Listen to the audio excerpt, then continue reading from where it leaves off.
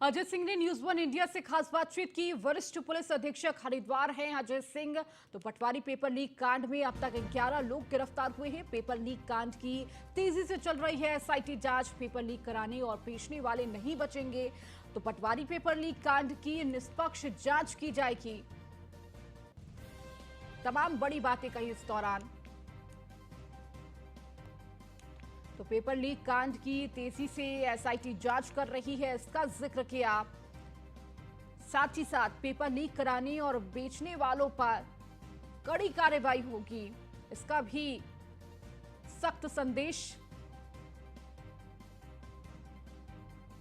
SIT team में senior police अफसर हैं शामिल। व्यक्ति विशेष को टारगेट करके जांच नहीं हो रही है, निष्पक्षता के साथ जांच की जा रही है। तो भर्ती परीक्षाओं में अब गड़बड़ी नहीं होने देंगे, इसका भी संदेश दिया।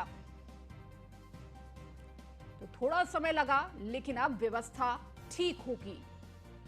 तो कहीं ना कहीं युवाओं में एक संदेह था कि किस तरह से आगे परीक्षाओं पे भरोसा किया जाए, उसको लेकर अजय सिंह ने बड़ा बयान दिया है। वरिष्ठ पुलिस अधीक्षक हरिद्वार हैं अजय सिंह, जिन्होंने न्यूज वन इंडिया से खास बातचीत करते हुए तमाम पेपर लीक मामलों को लेकर एक कड़ा संदेश जनता के सामने दिया कि पेपर लीक कांड की तेजी से जांच चल रही है। इसका विश्वास दिलाया कि एसआईटी इस पूरे मामले की जांच निष्पक्षता के साथ कर रही है। तो पेपर लीक कराने और बेचने वालों को बख्शा नहीं जाएगा। पटवारी पेपर लीक कांड की निष्पक्षता के साथ जांच हो रही है और आगे किस तरह से इन परीक्षाओं को लेकर पारदर्शिता रखी जाएगी, इसका भी जिक्र किया। तो और क्या कुछ कहा अजय सिंह ने, आइए आपको सुनाते हैं। उत्तराखंड में बीते 6 माह से पेपर लीक और यूकेएसएससी के बाद अब पेपर लीक की आंच यूकेपीएससी यानी लोक सेवा आयोग हरिद्वार तक आ गई है। हालांकि इस मामले में मुख्यमंत्री के निर्देशों के बाद बहुत तेजी से कार्रवाई भी शुरू हुई है। युवा बेरोजगारों को जो अभी तक लोक सेवा आयोग पर विश्वास था, वो विश्वास डगमगाया भी है। लेकिन एसआईटी ने इस मामले में अपनी जांच का भी दायरा बढ़ाया है और गिरफ्तारियां शुरू हो गई। इस वक्त हमारे साथ एसएसपी हरिद्वार और इस मामले के जांच अधिकारी एसआईटी चीफ अजय सिंह जी हैं। आप ही ने यूकेएसएससी पेपर लीक का पूरा भांडाफोड़ किया। हाकम सिंह जैसे माफिया जेल में हैं, इनसे बातचीत करते हैं। सर, संघ लोक सेवा आयोग की जो लोक सेवा आयोग हरिद्वार की परीक्षाओं में गड़बड़ आई, आप लोगों ने उसमें प्राइमा फेसी बहुत कुछ गड़बड़ पाया है और गिरफ्तारियां शुरू हो गई हैं। अभी तक क्या लग रहा है सर, इसका दायरा कहां तक है? इसमें क्या और भी लोग शामिल हो सकते हैं? क्या अभी तक की फैक्ट फाइंडिंग है? हाँ, देखिए, मैं दो चीज़ें स्पष्ट करना चाहूँगा कि जो भी पूर्व में जो यूके ट्रिपल एससी की जो गड़बड़ी आई थी, वो काफ़ी पुरानी, काफ़ी सालों से कुछ चीज़ें उसमें आई थी प्रकाश में। उसकी जांच के उपरांत जो है, जब एसटीएफ के द्वारा इसमें पूरी कार्रवाई की गई थी सरकार के निर्देश पर, तो पूरी तह तक जाने के बाद बहुत सारे अधिकारी कर्मचारी इसमें जेल भी गए। पूरा एक गैंग था जो चाहे उत्तराखंड में रिलेटेड हो, चाहे वो यूपी में हो, सभी का भंडाफोड़ करते हुए करीब 55-60 लोग की गिरफ्तारियां इसमें की गई और काफ़ी सारे छात्रों को इसमें चिन्हित करके कार्रवाई की गई। चूंकि एक अभी वर्तमान प्रकरण एक परीक्षा के कुछ प्रश्न पत्रों को लीक होने का आया था यूकेपीएससी का, और इस मामले में चूंकि एसटीएफ ने ही प्राथमिक जो हमारी इंटेलिजेंस और एसटीएफ, चूंकि सरकार ने इसमें स्पष्ट निर्देश थे कि जो भी परीक्षाएं हो रही हैं उनकी पूरी सुस्तता का ध्यान रखा जाए, तो सभी एजेंसी जो इस तरह की थी वो इसमें लगातार अपनी निगरानी कर रही थी। उसी निगरानी का फलस्वरूप था कि परीक्षा के होने के बाद ही 2-3 दिन बाद ही इस तरह के इनपुट प्राप्त होने पर इसमें एसटीएफ द्वारा प्राथमिक रूप से कार्रवाई की गई। और फिर ये एसआईटी को ये विवेचना सिर्फ इसलिए दी गई थी क्योंकि यहाँ पर मुकदमा दर्ज था, यहाँ पर यूकेपीएससी का ऑफिस भी है, साथ ही साथ जो मैटर था ये पूरा यहाँ के लोगों से रिलेटेड निकल रहा था प्राथमिक जांच में। तो इसको एक गंभीर तरीके से और शीघ्र इसका अनावरण करना, और साथ ही साथ जो भी इसमें लिप्त हैं, चाहे वो आयोग के अंदर हों, बाहर हों, या यहाँ के जो लोग, यहाँ गैंग जो ऑपरेट कर रहा था, उन सब पे त्वरित कार्रवाई के लिए एसआईटी का गठन किया गया था। सर, सोशल मीडिया में इस प्रकार की चर्चाएं रही कि एसआईटी बन गई, मामला हल्का हो जाएगा, एसटीएफ ज्यादा एक्सपर्ट एजेंसी होती है, वो टेक्निकली ज्यादा साउंड होते हैं, जिला पुलिस थोड़ी कमजोर होती है। पर हालांकि आपको यूकेएसएससी का भी अनुभव है, तो आप काफी हद तक समझ चुके हैं कि पेपर कैसे आता है, कैसे लीक होता है। तो क्या माना जाए एसटीएफ बेटर है या एसआईटी जो भी काम कर रही है बेटर है?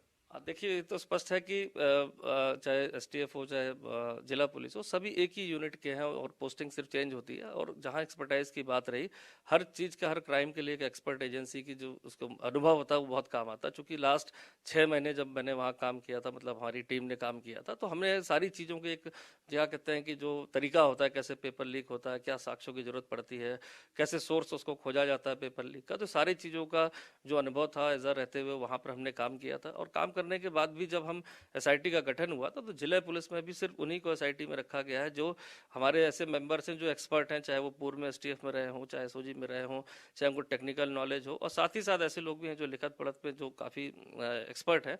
तो एक मिली जुली टीम बनाई गई है जो मिल के काम कर रही। मैंने उद्देश्य सिर्फ एक ही है सरकार का कि जल्दी से जल्द जो है इस घोटाले में अगर कोई है अंदर या पहले कभी ऐसी कोई चीज़ें हैं जिसमें शामिल रहे हों, उनका पर्दाफाश करना है और आगे वाली परीक्षाओं में इस तरह की कोई पुनरावृत्ति ना हो, इसको भी इंश्योर करना है। तो उद्देश्य एक ही है, चाहे कोई भी एजेंसी कर रही हो, उसका उद्देश्य यही है कि सही तरह से जांच को आगे बढ़ाना है। सर, जो लोक सेवा आयोग के पेपर लीक में अनुभाग अधिकारी की भूमिका महत्वपूर्ण आई, बताया जाता है वो 2004 से आयोग में है और बहुत पहले से इस अनुभाग को भी देख रहे हैं। तो क्या माना जाए कि सिर्फ पटवारी पेपर में ही गड़बड़ हुई या कुछ अभी तक आप लोगों को और इनपुट मिले हों चर्चाओं के आधार पर या लिखित शिकायत के आधार पर कि पटवारी के अलावा भी कुछ परीक्षाएं ऐसी थी जिनमें इन्होंने कुछ गड़बड़ की है या प्रयास किया हो? देखिए, ये कोई नियुक्त है अगर 15-20 साल से, तो सिर्फ ये एनालिसिस निकालना कि कोई परीक्षा पूर्व में भी लीक हो, ये भी कहना गलत है। क्योंकि क्या उसको क्या जिम्मेदारियां पूर्व में मिली थी, किस जिम्मेदारी के रोल पे था, ये सारी चीज़ें महत्वपूर्ण हो जाती हैं। क्योंकि एक चीज़ अभी आई है संज्ञान में, उस संज्ञान के बाद उसमें कार्रवाई चल रही है त्वरित तरीके से, और भी कहीं से कुछ इन्फॉर्मेशन डेवलप हो रही है इन्वेस्टिगेशन के दौरान, तो उस पर भी हमारी पूरी टीम लगी हुई है कि इसमें कोई भी बचने ना पाए। लेकिन ये कहना कि इसमें बहुत सालों से कोई धांधली चल रही है, इसको मैं भी इसलिए एक्सेप्ट नहीं करना चाहता कि हमारी जांच में अभी तक की ऐसा कोई सालों से कोई घपले की बात नहीं आई। हाँ, लेकिन रिसेंट जो अभी इंसिडेंट हुआ है उसको देखते हुए हम पूरे गंभीर हैं, क्योंकि आयोग के द्वारा भी जैसे मुझे जानकारी मिली कि इंटरनल कमेटी बना के पूरा जांच की जा रही है। जो भी कहीं पे लीकेज थी या किसी तरह की कोई कमियां थी उसको पूरा किया जा रहा है। साथ ही साथ पुलिस की जो इंटेलिजेंस की विंग है, चाहे वो जिला पुलिस की हो चाहे वो इंटेलिजेंस की हो, पूरी सतर्कता बढ़ा दी गई है। पूर्व के कोई ऐसे मामले अगर आ रहे हैं, कहीं से प्रकाश में आते भी हैं, तो उसकी भी हम छानबीन कर रहे हैं। तो उद्देश्य मैंने क्या यही है कि छात्रों के जो भविष्य को देखते हुए कि ऐसा कहीं आगे ना हो, उसको भी हमें मेंटेन करना। साथ ही साथ ऐसा कोई अपराधी बच भी ना पाए, ये भी हम पूरा ध्यान लेके चल रहे हैं कि कोई अगर ब्लैक शिप जैसे कहते हैं कि अंदर आयोग के अंदर या कोई ऐसा जुड़ा हुआ व्यक्ति, कोई दलाल है जो इस कार्यों में लिप्त है, तो उसको भी खोज के बाहर जल्दी से जल्दी निकाल लिया जाएगा। सर, मौजूदा पटवारी पेपर लीक की यदि बात करूं तो जांच कहां तक पहुंची है और कौन कौन लोग निशाने पर हैं? एक भाजपा नेता के नाम का जिक्र क्यों आता है? आखिर वो 15 दिन में ही मंडल से निकाल दिए गए। आखिर इन सब चर्चाओं के पीछे आखिर क्या कुछ कॉन्क्रीट है या ये सिर्फ चर्चाएं मात्र हैं?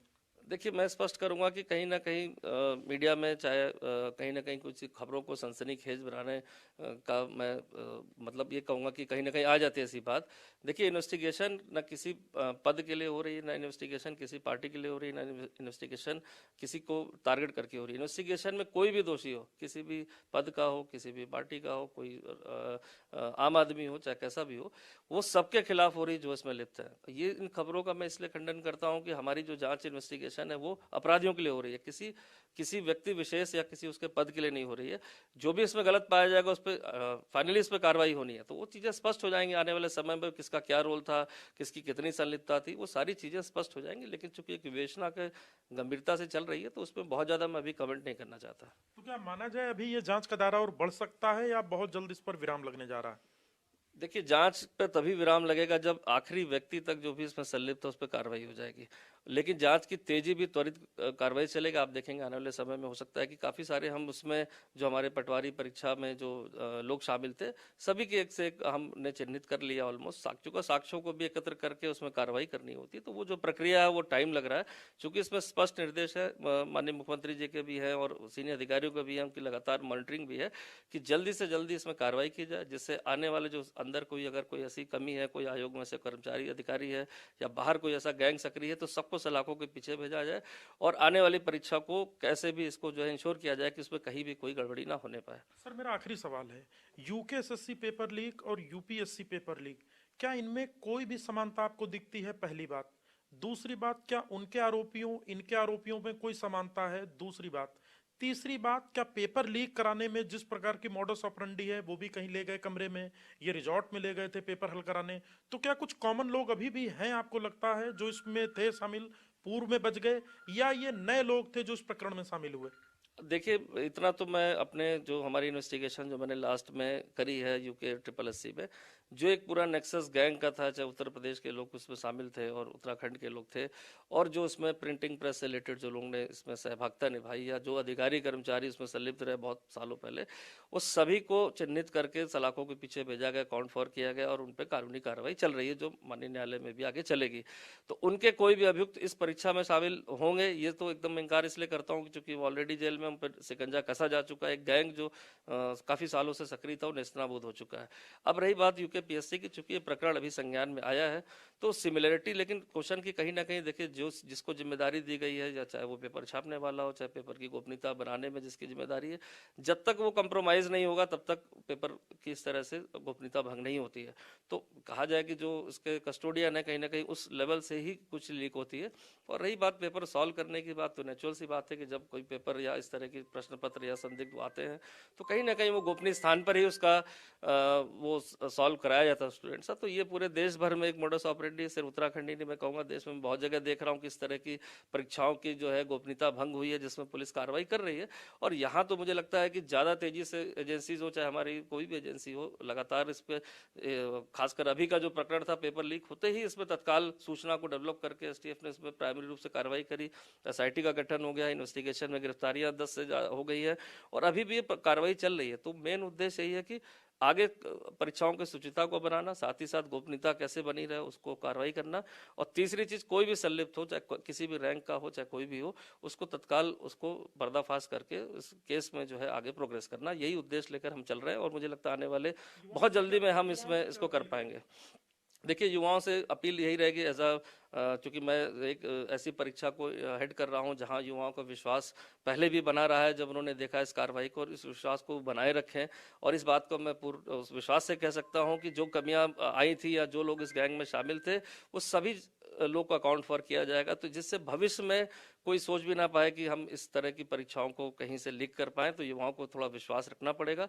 कठिन समय है थोड़ा, लेकिन मैं कह रहा हूं कि जिस तरह से हम ट्रैक पर आ रहे हैं, जो हम मेरी निरंतर जो संपर्क बना हुआ है अन्य एजेंसी से भी और कमीशन में भी अधिकारियों से, तो आने वाले समय में पूरी परीक्षा एकदम त्रुटि रहित रहेगी जिसमें कहीं कोई ऐसी त्रुटि की संभावना नहीं दिख रही है।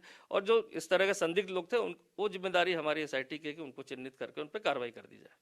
तो ये थे एसएसपी हरिद्वार, जो कि लोक सेवा आयोग लीक पेपर मामले के एसआईटी चीफ भी हैं। इन्होंने साफ कहा है कि एक तो पहली बात दोषी कोई बचेगा नहीं, और दूसरा युवाओं से भी अपील की है कि थोड़ा कठिन समय जरूर है लेकिन विश्वास रखें, निष्पक्ष तरीके से आने वाले समय में परीक्षाएं होंगी और गोपनीयता बरकरार रहेगी। कैमरा सहयोगी अंजीत के साथ सुदीप जैन, न्यूज़ 1 इंडिया, हरिद्वार।